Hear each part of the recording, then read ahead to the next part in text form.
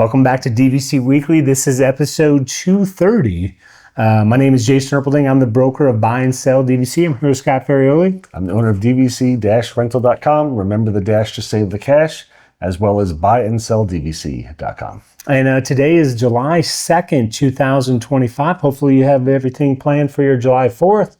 11 months from now is going to be June 2nd, 2026. 7 months from now, February 2nd, 2026.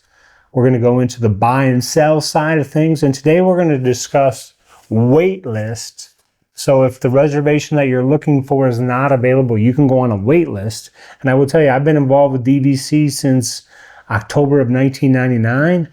And I made a wait list error. Let me ask you this. You might be a wait list specialist. Do you know what error I made? No. Okay.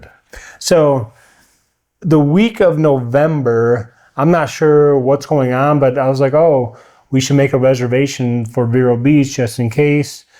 And that is the 24th is a Monday night, 25th is a Tuesday night, 26th, 27th, those 4 nights. So I look, 3 of the 4 nights, the Thanksgiving night is not available, right? So I click, basically, I wait list. The entire stay? The entire stay. Thinking, you know what I'm thinking, right? I'm not sure what you're thinking. I'm thinking that I booked the first 3 nights and I've waitlisted the 4th night.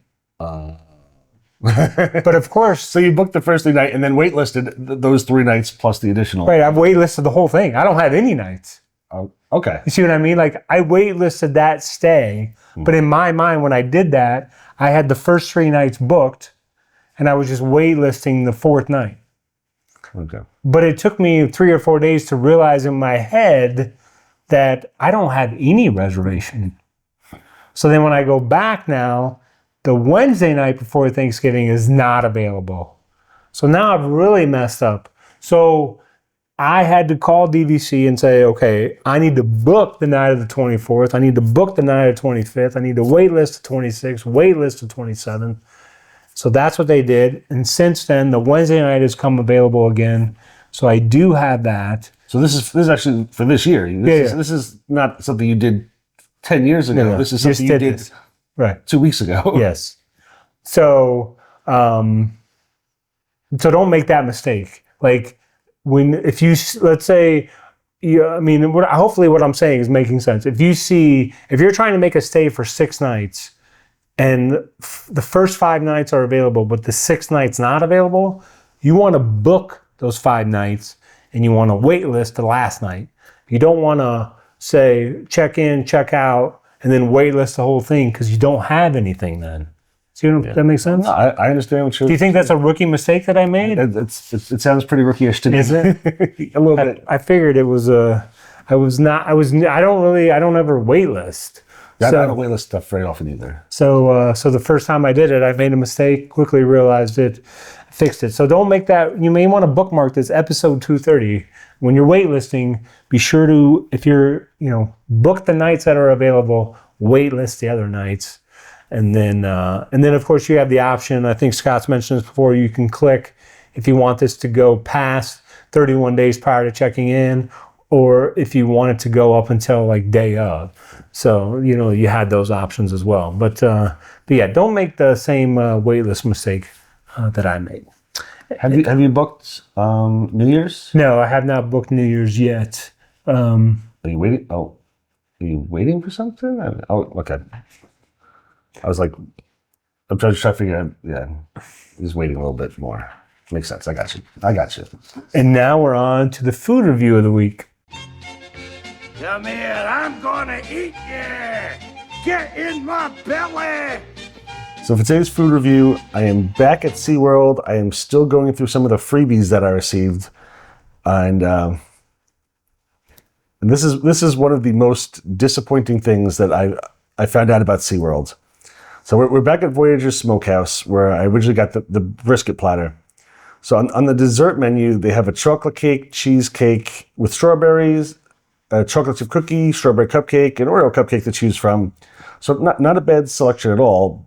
But when we're checking out other restaurants, trying to figure out where to eat, I'm looking, and every single restaurant has the same exact dessert.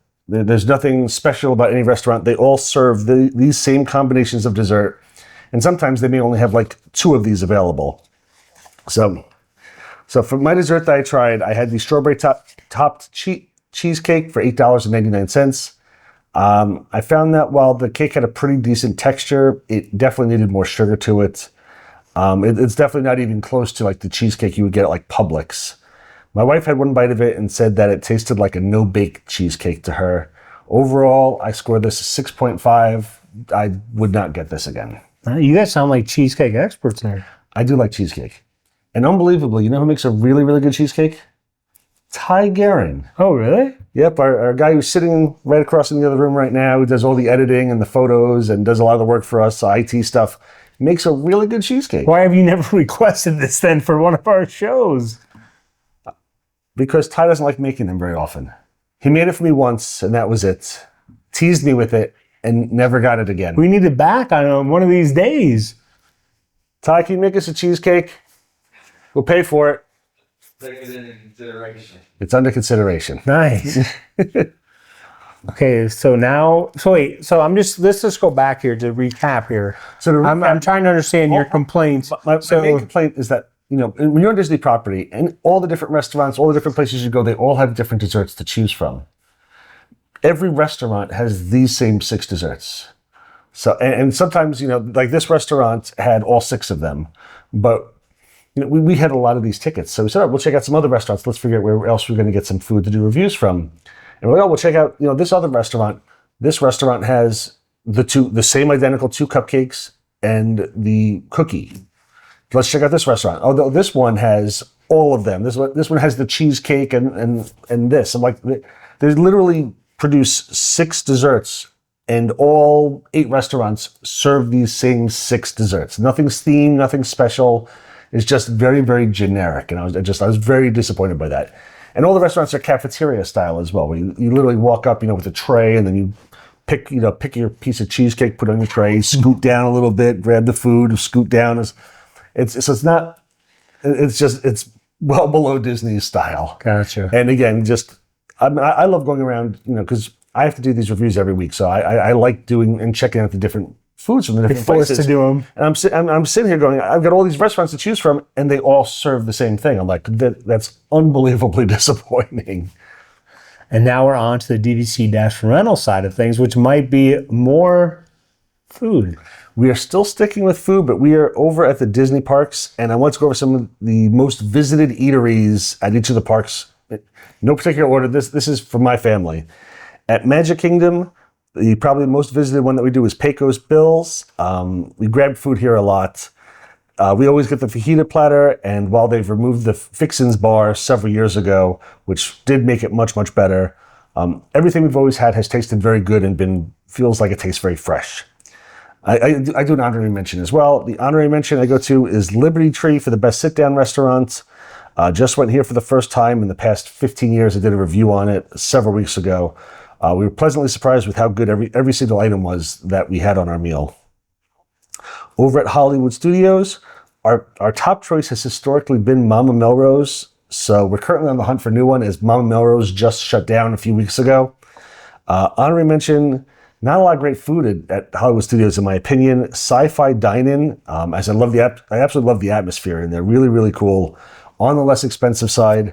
That said, I feel that the food quality has gone downhill over the years a little bit. I really just hope that Disney kind of kicks it back up again, because it's a really fun restaurant to eat in. Over at Epcot, the one we eat at the most is Via Napoli. Probably, I think, some of the best pizza on Disney property. It's Neapolitan style, which it's always thin, but really, really, really good. We went to Naples a couple years ago, and this is exactly what the pizza was like in Italy. We always get the Quattro Formaggi, which is the 4 cheese. That's our absolute favorite. And the honorable mention I put down as the boulangerie in the French Pavilion for the ham and cheese baguette, the chocolate mousse, and the chocolate chip cookie is very good as well.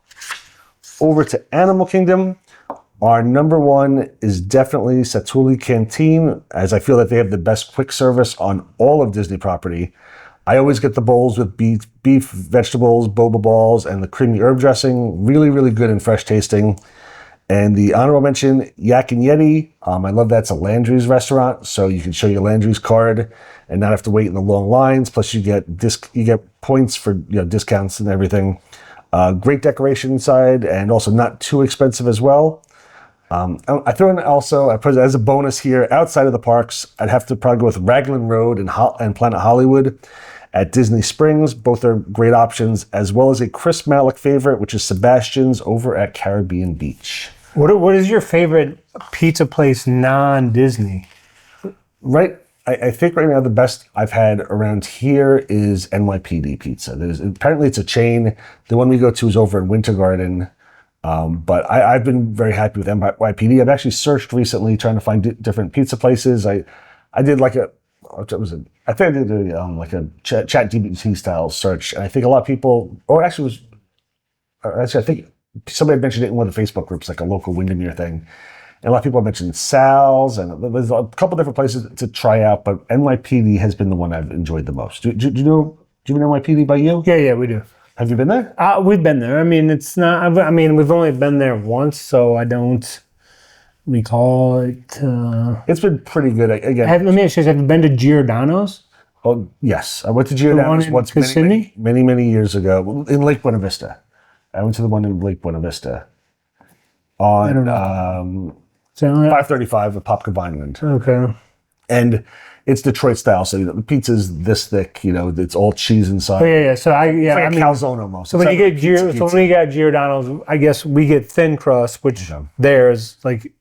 I mean, you look at it, you'd say that's not thin crust, that's regular crust. But yeah, they sell the deep, like whatever a deep dish style. Yeah, I don't even. Yeah, I've never participated in that. I tried it once.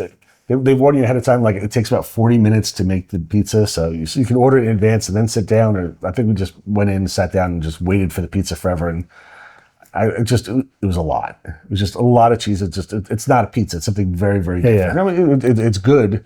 It's built more like a calzone, if anything, without a top on it. But I mean, it was decent, but it's not real New York style flat pizza. So the Giordano's thin crust, again, I only know that Giordano's out by like Animal Kingdom. Okay. So like if we've been out at Animal Kingdom, then we might get Giordano's. It's been a while. But on Earl Bronson Highway, 192? Like they have like a little, like a bunch of shops back in there. It's in, I've only gotten the thin. I think that pizza is really good. Really good? Yeah. Maybe I'll try that. It's a little far from me, but I'll try that.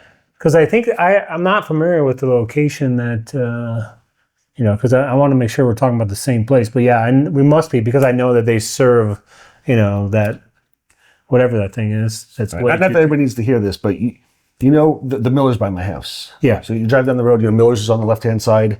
You make the left, right after that is Popka Vineland Road. You make the left, and Giordano's is right there on the right. So it's like within a quarter of a mile from Miller's. Okay. There you go, everybody. You got directions to Giordano's. Is that a relatively new location, or been there a long time? That's been there for at least, I think, 15 years. Oh, wow. Yeah.